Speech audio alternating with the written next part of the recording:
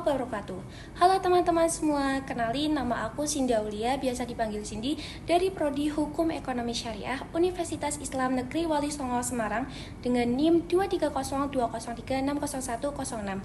Selamat datang ya di video ini. Pada kesempatan kali ini kita akan membahas tentang implementasi kedaulatan rakyat dalam negara hukum. Seperti yang telah kita ketahui, kedaulatan rakyat merupakan salah satu pilar penting dalam sistem demokrasi, khususnya di Indonesia yang berdasarkan pada prinsip negara hukum. Lalu, bagaimana kedaulatan rakyat diimplementasikan dalam kehidupan bernegara ya? Yuk kita bahas bersama-sama. Pada materi pertama, kita akan membahas mengenai pengertian kedaulatan rakyat. Jadi, apa sih pengertian dari kedaulatan rakyat?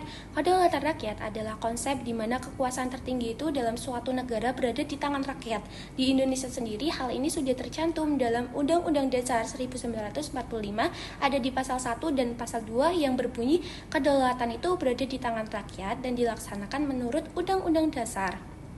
Jadi, rakyat itu melalui sistem perwakilan, mereka itu memiliki hak untuk menentukan siapa yang bakal jadi pemimpin dan arah kebijakan negara. Next, materi kedua yakni tentang prinsip negara hukum. Negara hukum itu adalah negara yang menyelenggarakan pemerintahan berdasarkan hukum, bukan kekuasaan semata.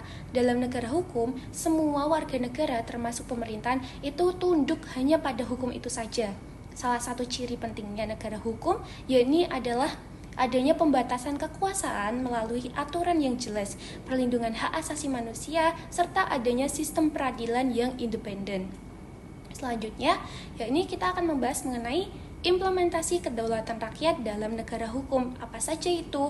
Yakni yang pertama ada pemilu dan partisipasi politik. Rakyat itu menggunakan hak kedaulatannya melalui pemilu untuk memilih para wakilnya di lembaga legislatif serta eksekutif.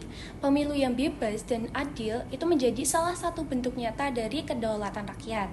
Terus selanjutnya yakni ada kebebasan berekspresi dan berpendapat. Negara hukum itu menjamin kebebasan rakyat untuk mengemukakan pendapatnya ya.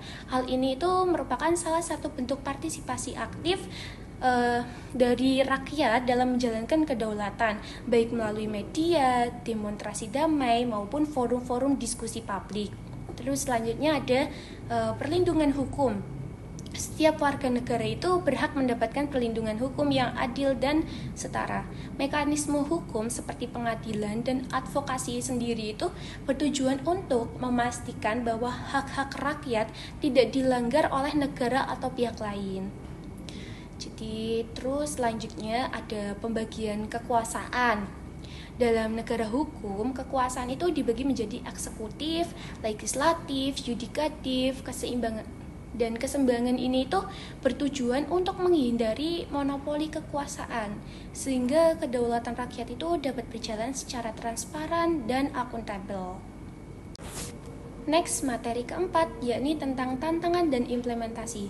Jadi, meski secara teori kedaulatan rakyat dan negara hukum sudah diakui, namun tantangan dalam mengimplementasikannya itu tetap ada seperti praktek korupsi, politik uang, dan penegakan hukum yang tidak merata.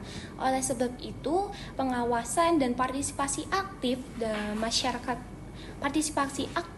dalam masyarakat sangat diperlukan untuk menjaga keberlangsungan kedaulatan rakyat dalam negara hukum. Jadi demikian ya pembahasan kita tentang implementasi kedaulatan rakyat dalam negara hukum. Dalam negara hukum, rakyat itu memiliki peran sangat penting untuk menjaga dan mengawasi jalannya pemerintahan agar sesuai dengan prinsip-prinsip hukum dan demokrasi. Semoga video ini dapat menambah wawasan kita untuk semua mengenai peran rakyat dalam sistem kenegaraan. Terima kasih sudah menyaksikan dan jangan lupa like and share serta subscribe untuk mendapatkan konten-konten menarik lainnya. Bye. Wassalamualaikum warahmatullahi wabarakatuh.